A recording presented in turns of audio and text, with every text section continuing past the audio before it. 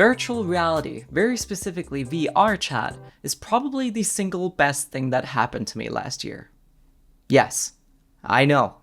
I get that that's a little difficult to grasp at first, and also that it makes me look quite sad as a person. But about half a year ago, I thought it would make for a pretty fun video to try it out for the very first time. So I of course rummaged into my roomie's bedroom, and then stole their VR headset, and then pretty much just dove in, head first, completely unprepared. And honestly, it was great. I found places with people I related to pretty much right away, and then I stumbled on what I will exclusively refer to as my Fox Mommy VR Gandalf, who just grabbed my hand as soon as she heard I'd never tried VR before and just did not let go until she'd taken me on enough adventures to know that I was fully hooked. And I genuinely had what I would call the dream VR startup experience, trademark. But since that first day that I started out myself, I've come to know that not everyone got to have the dream VR startup experience, trademark. I've just heard too many stories of people getting absolutely disheartened because they were really excited about trying VR, but then when they got into it, they didn't really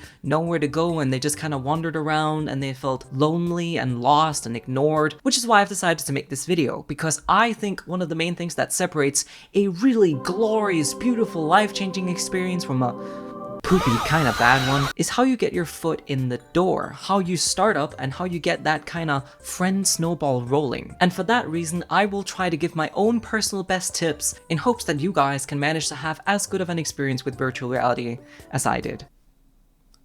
I just noticed I'm wearing green on a green screen. That might not work. Welcome to what I call the boring stuff. This is where we're going to talk about stuff like VR headsets and quality. But basically, if I had to give one tip in terms of like acquiring a VR headset, then let me just be clear and say that I think there are very few VR headsets out there outside of like phone glued to a cardboard box that would actually prevent you from falling in love with VR if you're the type of person to do so. But also, if, unlike me, you don't have any roomies to steal from, and your primary interest is the VRChat socializing aspect, then you can also just try it out on your desktop. Now, it is admittedly a very different experience socializing on desktop and socializing in VR, but it does work very well if all you need to do is just find a couple of friends and kind of learn your way around VRChat a bit. As long as you please do keep in mind that people who are in VR still have stuff like personal space. Now, if you are considering a headset, then I'm sure you've heard of all the different kind of luxuries out there. You've heard of base stations, you've heard of OLED and pancake lenses, you've heard of motion, full body motion tracking, and furry butt grazing sensor things that can sense whenever someone is lightly caressing your butt. Sounds like I made it up on the spot, but that is actually completely real. VRChat can get very weird sometimes. But genuinely, paying between headsets these days is kind of like paying between smartphones. I'm sure you can notice some difference if you spend a lot of time in VR, but all of that money is really being spent on in terms of like accessories and headset quality. It's just building on top of that initial really great experience that VR at its core brings to the table, which is feel. Hey, don't look down. Check! I'm looking down! Ah! Virtual reality is just awesome because it crosses that line between reality and fiction. Whoa. Look at that. That is so gorgeous. Virtual reality is also horrifying because it crosses that line between reality and fiction. I'm doing it! Oh my god! Because even if you're aware that what you're looking at and experiencing isn't actually real, then your pebble-smooth lizard brain can sometimes really struggle to tell the difference. Which basically means if something affects you in real life, then it can and probably will affect you in VR as well. Fear of heights, thalassophobia, megalophobia, claustrophobia, arachnophobia, any phobia on the list, really. Motion sickness, most discomforts you also experience in real-life social settings, all of those can definitely be experienced in VR. But what I would argue is actually one of the many great things about VR is how it's kind of like training wheels. Because even if you have to approach some of these anxieties and discomforts in VR, then you have full control the entire time. Something that's an absolute game changer, especially when it comes to social activities. Example, are you sensitive to noise and crowds? Don't worry, you can just build a vacuum around you with earmuff mode. Are you worried that people might violate your personal space? Just disintegrate anyone who does.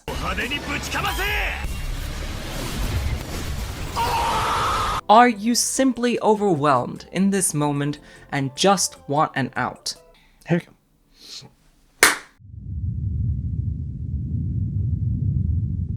This holy hand grenade of leaving conversations is the safe mode button, and it is usually activated by just pressing a couple of buttons on your controller at the same time. Oh, and trust me, it will annihilate everything. It's a button that I think is actually initially designed for streamers to, prevent them from getting banned, but it is also absolutely just a very nice to have for anyone who, for physical or mental reasons, just need an overpowered quit button. And while I admittedly have rarely had the need to use any of these, especially the safe mode, then just knowing that they were there as options always gave me a lot more confidence. Which is very good, because all you do in VRChat is walk up to a bunch of strangers, and at that point you need all the confidence you can get. And yeah, I know that leads very well up to my next advice, because how the hell do you talk to strangers? I'm struggling with social anxiety. I hate myself and think everyone hates me too. Woo! Ugh. Don't worry, I totally get why the idea of getting into VRChat for the very first time is very intimidating. Trust me, I've had my moments. And basically the scary thing is, if you don't have an in, as in a friend who can teach you the ropes about VRChat, then the only option you're left with is just going in and walking up and talking to complete strangers. And which, I don't know about you, but trying to just butt into conversations and instantly befriend people would at the very least be rude in real life, but would definitely also just make you seem like kind of a weirdo in real life. See, one of the actually very neat things about VRChat is the chat part of the word. Everyone, with exceptions, is here to socialize and meet new people, which means it is usually quite okay to sit by or pop into conversations in public worlds. Main problem is, that social anxiety thing you have that's kinda held you back from trying this out in the first place? Well, you're not the only one. Now, don't get me wrong, there are a few extroverted kings and queens out there who are absolute diamonds in the rough, but those are kind of a minority, which is why I am warning you that it is more likely than not that it's going to require a bit of effort on your part to start the conversation. It is so hot underneath all these lamps. First, you pick a world to join, and then after that, use those spidey senses of yours. Don't be too scared of standing too close to a group if you're trying to join their conversation. Just stand by, listen if people are talking about something interesting, and most importantly, if they sound nice. Also, here I would like to give the advice that you should look for smaller groups, because talking in big groups can kinda just feel like fighting for a spot sometimes. But no matter if you're talking in groups or even one-on-one, then asking about or complimenting someone's avatar, or asking people for advice and letting them know that you're new are all really good icebreakers, especially when talking to higher ranking users. The reason that I generally recommend mingling with higher ranking users is because they're more likely to be safe, considering they've been using the same account for years and haven't been banned. And then on top of that, then because they've been in VR for so long, then they're usually very enthusiastic about VRChat as a social platform. So if you're lucky, you might end up getting the same experience that I did, where you walk up to a higher ranking user, ask for a bit of advice, become kind of friends with them, and boom, you've been adopted by your very own Fox Mommy VR Gandalf.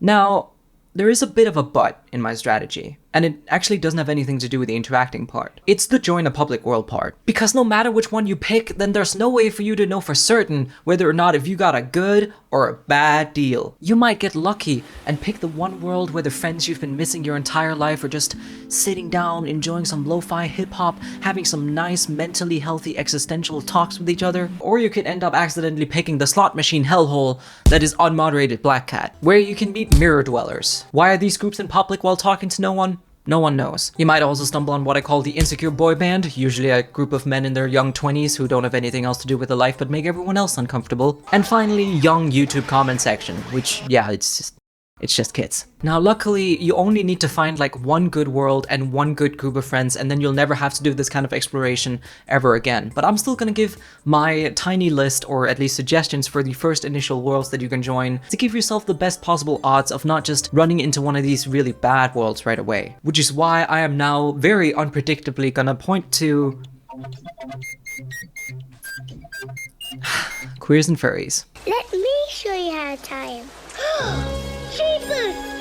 I'm a furry! Now, I know this is hard to believe, but this is actually not a personal preference thing. The reason that I particularly enjoy furry or queer worlds despite not actually being a furry, allegedly, is because these are both groups of people that really value the safe space where they can get to be themselves. This means that they're often very open-minded and the tone is usually kinder in these worlds, but they're also less tolerant to some of the garbage that we see on some of those more unmoderated worlds. Now here it comes to absolutely no surprise, I think, considering I've made multiple videos on it, but Trans Academy is one of my personal favorites. It's pretty well moderated, it has a bunch of events going on all the time, even social stuff and parties, and they also even have voice lessons if that's something you'd be interested in. And while you don't usually have to be either queer or furry to be part of these worlds, then I get if you want other interests. And for that, I'm gonna refer to this list that I'm going to put down in the description of this video. It's a full event list of all the different kinds of interests and cool things that people are doing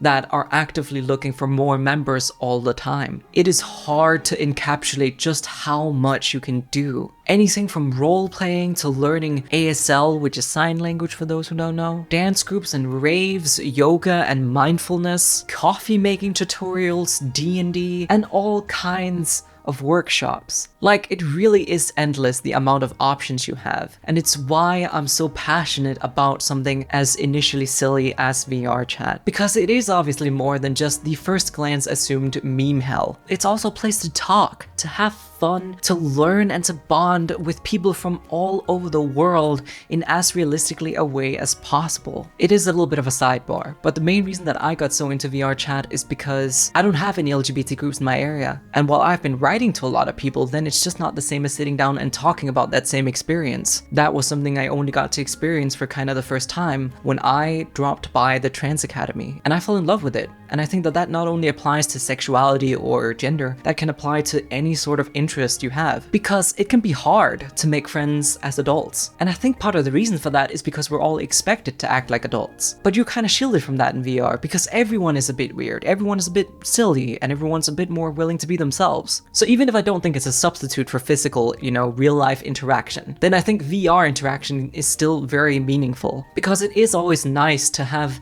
fun and weird people to talk to. And at that point, I don't think it matters whether or not if that happens to be a hypothetical engineer from Colorado, or a hypothetical trans VTuber from Germany, or an extremely hypothetical Australian coal miner with the most expensive fursuit I've ever laid my eyes on. Seriously, it's in the thousands. But anyways, that is all that I had for this one. Genuinely, thank you all so much for watching. I hope that I really helped at least a little bit in your decision to maybe try out VR at some time. I wish I could give you like a supportive high five, a pat on the back, or maybe even a nice hug or something. But sadly, real life is a restriction at this point. But who knows, maybe I might get lucky and stumble on one of you guys in virtual reality sometime soon. At least, I hope so. Genuinely, thank you all so much for watching, and I'll catch you all in the next one. Peace.